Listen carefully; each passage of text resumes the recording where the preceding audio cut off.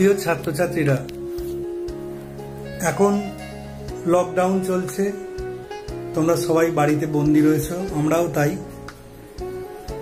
কেননা বর্তমান বিশ্বে কোভিড-19কে মোকাবিলা করার জন্য এখনো কোনো রকম প্রতিষেধক বেরোয়নি। লকডাউনই একমাত্র উপায়।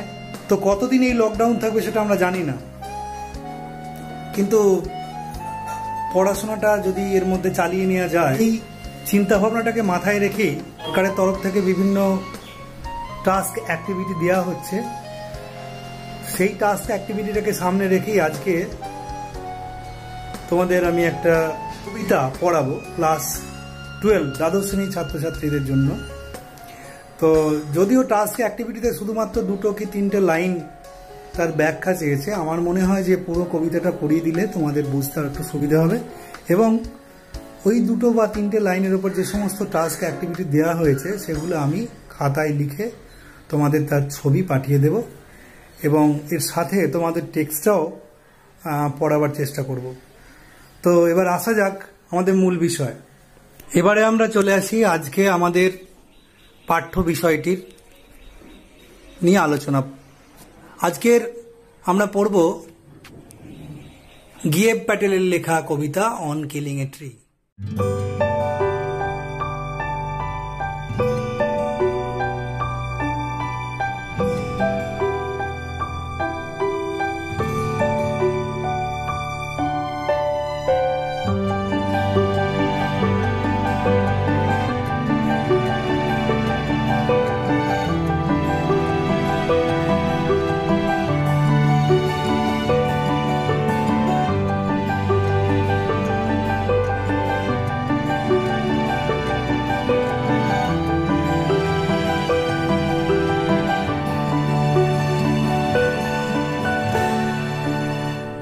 কবিতাটার যে শিরোনাম সেটা দেখলে আমাদের প্রাথমিকভাবে মনে হতে পারে যে একটি গাছকে হত্যা করার উপরে কি করে কবিতা লেখা যায়, কেননা কি তাহলে কি এই কবিতাতে গাছকে হত্যা করাটাকে এনজয় করা হচ্ছে?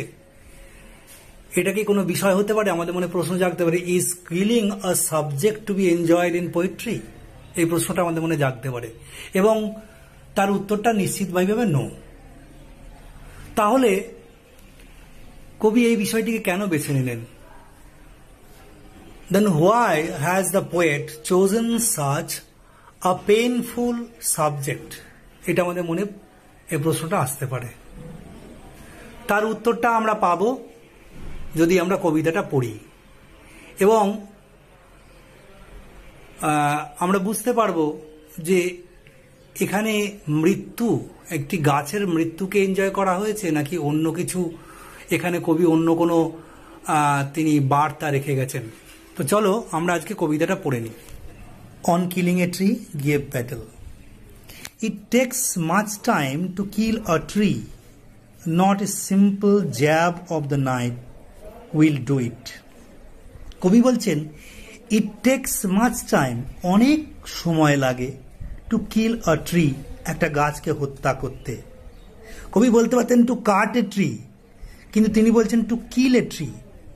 তার মানে তিনি এই লাইনটার মধ্যে দিয়ে গাছ যে একটা জীবন্ত সত্তা এবং গাছের সঙ্গে যে তিনি একাত্ম বোধ করেন সেটা কিন্তু তিনি বুঝিয়ে দিয়েছেন। ইট takes much time to kill a tree, not a simple jab of the knife will do ইট। একটা ছুরির শুধুমাত্র একটি আঘাত এই হত্যা কাজটা করে উঠতে পারবে না। Not a simple jab of the knife, jab মানে আঘাত। It has grown slowly, consuming the earth, rising out of it. খুব ধীরে ধীরে এটি বড় হয়েছে। ইট হ্যাজ গ্রোন স্লোলি, খুব ধীরে ধীরে এটি বড় হয়েছে। Consuming the earth, consuming the earth, earth মানে পৃথিবী, মানে পৃথিবীর ভিতরে লুকিয়ে থাকা যে রসদ, সেই রসদকে কনজিউম করে, সেটাকে ভক্ষণ করে। কনজিউম করা মানে কি করা? ভক্ষণ করে গাছটি খুব ধীরে ধীরে বড় হয়েছে। রাইজিং আউট অফ ইট, আর সেই পৃথিবীর গহ্বর থেকেই সেটি বেরিয়ে এসে সেটি বড় হয়েছে। ফিডিং, খাদ্য খেয়েছে। আপন ইটস ক্রাস্ট, আমরা যারা ভূগোলের ছাত্রছাত্রী তারা জানি যে ক্রাস্ট কাকে বলে, পৃথিবীর উপরিস্তরটাকে ক্রাস্ট বলে, মানে যে মাটি পাথর বালি দিয়ে যে স্তরটি উপরের স্তরটি সেটিকে ক্রাস্ট বলে, তার মানে মাটি। মাটি থেকে রসদ পান করে রসদ খেয়ে এটি বড় হয়েছে। অ্যাবজর্বিং ইয়ার্স অফ সানলাইট, বছরের পর বছর সূর্যের আলোকে নিজের শরীরের মধ্যে সমাহিত করে শুষে নিয়ে, অ্যাবজর্ব করা মানে শুষে নেওয়া, সমাহিত করে সে বড় হয়েছে। আর কি শুষে নিয়েছে? এয়ার, ওয়াটার, বাতাস, জল। And out of its leprous hide sprouting leaves. তো তোমাদের যে টাস্ক অ্যাক্টিভিটি দেওয়া আছে সেখানে এই লাইনটির কথাই বলা হয়েছে, and out of its leprous hide. Leprous hide, এই হাইড বলতে বোঝানো হয়েছে the skin of the tree, মানে গাছের ছালটিকে, মানে বলকল বা বাকলটিকে। আর সেটা লেপ্রস কেন? লেপ্রস শব্দটা এসেছে লেপ্রসি শব্দ থেকে। লেপ্রসি শব্দের বাংলা হচ্ছে কুষ্ঠ। যারা কুষ্ঠ রোগী, দুঃখের হলেও এটা বলতেই হচ্ছে, তাদের গায়ের চামড়াটা একটু খসখসে এবং গায়ের চামড়াটা ফ্যাকাশে বা অন্য রকমের হয়ে যায় একটু। তো সেই যে গাছের বাইরের দিকের যে ছালটা, বলকলটা, সেটার কে একটা আমাদের কল্পনাতে ভালো করে সেটাকে অনুধাবন করার জন্য কবি এই শব্দটি ব্যবহার করেন, লেপ্রস হাইড। মানে এই লেপ্রস হাইড কথাটি থেকে আমরা বুঝতে পারবো গাছের বলকল বা বাইরের ছালটি কিরকম হতে পারে। সেইখান থেকে স্প্রাউটিং লিভস, সেই ছালের পিছনের দিকে লুকিয়ে থাকবে নতুন একটি শাখা। তার মানে আমরা যদি এটা বলে নিই যে লেপ্রস হাইড হওয়ার কারণ হচ্ছে বাইরের বিশ্বের প্রকৃতির অন্যান্য যে তাণ্ডব, সেই তাণ্ডবটাকে সহ্য করতে করতে গাছের বাইরের দিকে ছালটি এরকম হয়ে গেছে। এবং এই যে যুদ্ধ, সেই যুদ্ধের যেন মনে হচ্ছে একটি যুদ্ধরত মা তার গর্ভে নূতন সন্তানকে লুকিয়ে রেখেছে। স্প্রাউটিং লিভস, তার ভেতরেই তো স্প্রাউটিং লিভস মানে যে পাতাগুলো আবার প্রস্ফুটিত হবে সেগুলো লুকিয়ে রয়েছে। এই রকম একটি গাছকে শুধুমাত্র একটি ছুরির আঘাতে হত্যা করা যায় না, কবি এই স্ট্যান্ডায় বলছেন, প্রথম স্ট্যান্ডায়। দ্বিতীয় স্ট্যান্ডায় তিনি বলছেন, so hack and chop but this alone won't do it. Hacking মানে ওই কোনো কিছু ধারালো জিনিস দিয়ে আঘাত করা, অ্যান্ড চপিং ওটাও তাই, কাটারি বা অন্য কোনো এরকম ধারালো জিনিস দিয়ে আঘাত করে কাটা। But this alone won't do, কিন্তু এই লাইনটি খুব ভাবার। But this alone won't do it, কিন্তু শুধুমাত্র এইটি, কোনটি? এই হ্যাকিং এবং চপিং, এইটি কিন্তু গাছটিকে হত্যা করতে পারবে না। তার মানে কি? The degree of torture will be raised, তার মানে অত্যাচারের পারদ কি এবার চড়ানো হবে? দেখা যাক। Not so much pain will do it. কবি বলছেন যে এই হ্যাকিং চপিং, এই যে ধারালো অস্ত্র দিয়ে তাকে আঘাত করা, তাকে কেটে ফেলবার প্রয়াস করা, এটার মধ্যে দিয়ে যে অসম্ভব যন্ত্রণা, এক্সট্রিম পেন যেটা উৎপন্ন হবে, সেটাতেও কিন্তু গাছটিকে মারা যাবে না। The bleeding bark will heal, রক্তক্ষরণ হচ্ছে যে সমস্ত গাছের ছাল দিয়ে যাদের উপরে এই ধারালো অস্ত্রের আঘাত করা হয়েছে, সেই গাছের ডালগুলি, সেই ছালগুলিও কিন্তু উইল হিল মানে উইল বি কিওর্ড, সেরে উঠবে। And from close to the ground will rise curled green twigs, এবং খুব মাটির কাছাকাছি থেকে, close to the ground, will rise curled green twigs, কোঁকড়ানো। আমরা জানি শিশুবেলায় একটা খুব যখন সেই সদ্যজাত শিশু, তার শরীরটা একটু কোঁকড়ানো, তার মানে এখান থেকে তার যে একদম খুব যে শৈশব, সেটাকে কিন্তু ব্যক্ত করেছে এই কার্ল শব্দটা দিয়ে। Will rise curl green twigs, কোঁকড়ানো নবজাতক সেই যে গাছের শাখাগুলি, টুইগস, সেগুলি কিন্তু সেখান থেকে আবার বেরিয়ে আসবে। মিনিয়েচার বাউস, ছোট ছোট গাছের শাখা, which if unchecked will expand again two former size. কবি আবার বলছেন যে যদি সেইগুলিকে আনচেকড, এই শব্দটি দেখো, আনচেকড মানে সেগুলিকে যদি আবার, সেগুলি অত্যাচারিত না হয়, সেগুলিকে আবার, এখানে আনচেকড বলতে তিনি প্রুন করার কথা বলেছেন, prone, PROON, prone, PRUNE, prone করার কথা বলেছেন নাকি, হুইচ ইফ আনচেক, যদি সেগুলোকে প্রুন না করা হয়, will expand again two former size, সেগুলো কিন্তু আবার পূর্বের আকার লাভ করবে, মানে আবার বড় হয়ে যাবে। No, the root is to be pulled out, that means the extremity is raised, extremity of torture is escalated, মানে অত্যাচারের যে মাত্রাটা, the degree of torture is raised, অত্যাচারের মাত্রাটা এবার বাড়াতে হবে। এত কিছু যন্ত্রণা, এত হ্যাকিং, চপিং, এসব দিয়েও কিন্তু গাছটিকে মারা গেল না। The root is to be pulled out, তাহলে গাছটিকে কি করতে হবে, শিকড় থেকে উপরে ফেলতে হবে, out of the anchoring earth. Anchor মানে কি, আমরা জানি যে নৌকা বা জাহাজ যখন সমুদ্রে বা নদীতে তারা কোনো একটা জায়গায় থামতে যায়, তখন একটা লোহার একটি আংটা তারা জলের মধ্যে ছুড়ে দেয়, সেটিকে অ্যাঙ্কার বলে, সেটি মাটিতে পুঁতে থাকে। তো গাছের অ্যাঙ্কার কি, আউট অফ দ্য অ্যাঙ্কারিং আর্থ, আসলে এটা ট্রান্সফার এপিথেট, আসলে আর্থের ওরা অ্যাঙ্কার করে ওই শিকড়গুলো। Out of the anchoring earth it is to be roped, সেই অ্যাঙ্কারিং আর্থ থেকে, যেখানে সে তার শেকড় বাকড় যে মাটির ভিতর চালিয়ে দিয়ে সেই শেকড় মাটিকে আঁকড়ে ধরে থাকতে চায়, সেই মাটির থেকে তাকে রুট আউট করতে হবে, তাকে টেনে হিঁচড়ে বার করতে হবে। It is to be roped, তাকে দড়ি দিয়ে বাঁধতে হবে, টাইট বাঁধতে হবে, and pulled out, snapped out, এবং পুলড আউট, স্ন্যাপড আউট, তাকে টেনে বার করতে হবে, তাকে ছিঁড়ে বার করতে হবে, স্ন্যাপিং আউট, যে কোনোভাবে তাকে সেখান থেকে, তাকে গোড়া থেকে উবড়ে ফেলতে হবে, তার কোনো নিশানাই রাখা চলবে না। এইটি হচ্ছে অ্যাটিচিউড। অর পুলড আউট এন্টারলি, না হলে সমগ্রটাই, তার সম্পূর্ণ গাছের শিকড় শুধু গাছটিকে উপরের দিকে তুলে ফেলতে হবে, out from the earth cave, পৃথিবীর গহ্বর থেকে।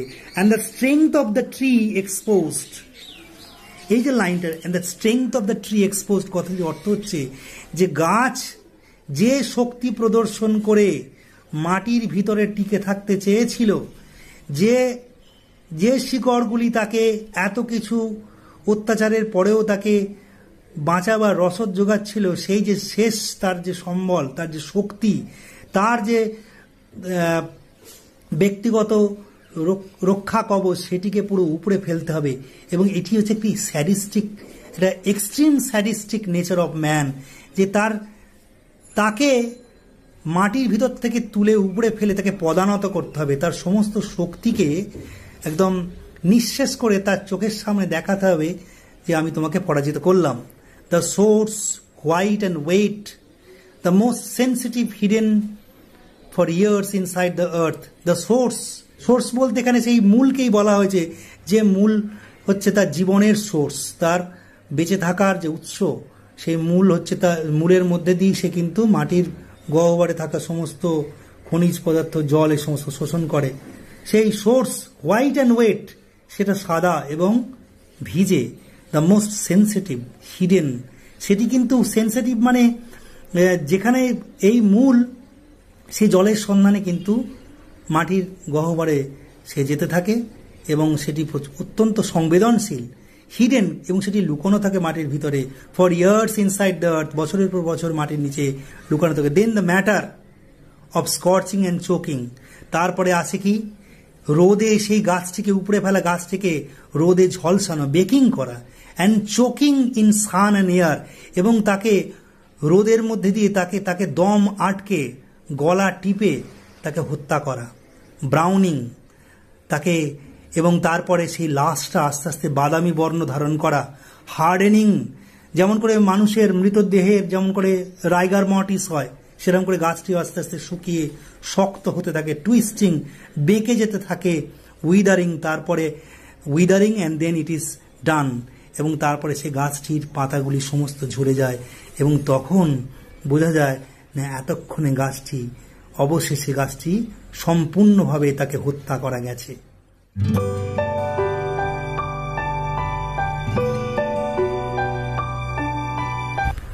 মানুষের এই যে মার্সিলেস অ্যাটিচিউড, সেই অ্যাটিচিউডের কোনো শেষ নেই। তা কবি তাহলে এখানে কেন এই বিষয়টিকে বেছে নিলেন, নন কিলিং এ ট্রি? তাই কবি কি এখানে সত্যি করে কিলিংটাকে এনজয় করতে চেয়েছেন? না, কবি চেয়েছেন ironically or sarcastically criticise the hidden murderous instinct and the sadistic nature of man.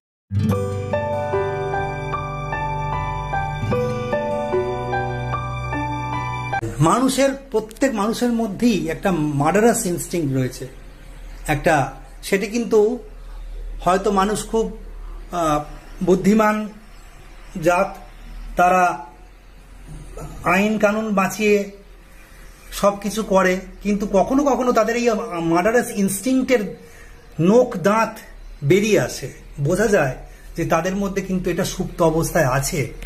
আমরা যখন গাছকে হত্যা করি, আমরা যখন নির্দয়ভাবে কোনো গাছকে হত্যা করি, তখন কিন্তু আমাদের এই মার্ডারাস ইনস্টিংক্টটা কিন্তু তারা বেরিয়ে পড়ে, এবং আমরা যে সেটিকে আমাদের ভিতরকার যে অহংকার, যে আমরা হচ্ছি জীবশ্রেষ্ঠ, সেইটিকে আরো তাড়িয়ে তাড়িয়ে অনুভব করি গাছটিকে একটু একটু করে হত্যা করে। সেই স্যাডিস্টিক নেচারটা কিন্তু আমরা গাছটিকে হত্যা করার মধ্যে দিয়ে এনজয় করি।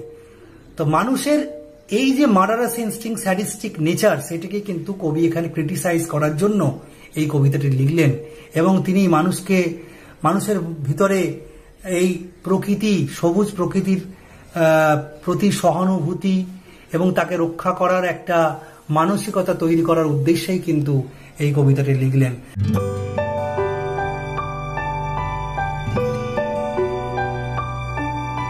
তো আমরা আবার দেখে নিই প্রথমে কি করা হয়েছিল। জ্যাব অফ এ নাইফ, তারপরে সেটা তো হলো না। হ্যাকিং, চপিং, এসবও কাজে এলো না। তারপরে কি হলো, প্রডিউসিং ইনটলারেবল পেন, এবং এই যে হ্যাকিং চপিং এর ফলে গাছটির একদম অসহ্য যন্ত্রণা সে শরীরে পেতে শুরু করলো। তারপর the tree survives all this brutal trials, এই সমস্ত পাশবিক নির্যাতন, পাশবিক অত্যাচারও কিন্তু গাছটিকে মারতে পারলো, সে এগুলিকেও জয় করলো। তখন কি হবে? তখন মানুষের যে প্রাইড, তাকে খোঁচা দেবে যে আমি এ সত্ত্বেও গাছটিকে মারতে পারলাম না। তখন কি হবে? যে মোর মার্সিলেসনেস, আরো বেশি করে নির্দয়তা মানুষকে ভর করবে, আর সেই মার্সিলেস স্টেপস গুলো কিন্তু অ্যাড হবে। কি না, আপরুটিং, গাছটাকে পুরোটা শিকড় থেকে তুলে ফেলা, স্কর্চিং, তাকে রোদে ঝলসানো, চোকিং, দম বন্ধ করে তাকে মারা, তাকে সূর্যের আলোতে তাকে ঝলসে বাদামি রঙে উপনীত করা, so as to finally let it wither in death, যে শেষমেশ গাছটিকে মৃত্যুর মধ্যে দিয়ে তাকে খসে পড়তে, মৃত্যুর কোলে খসে পড়তে। এই হচ্ছে এই কবিতার বিষয়বস্তু। এরপর আমি তোমাদের ওই যে টাস্ক অ্যাক্টিভিটি, যে সমস্ত বিষয়গুলি দেওয়া হয়েছে, সেগুলি আমি তোমাদের ছবি তুলে পাঠিয়ে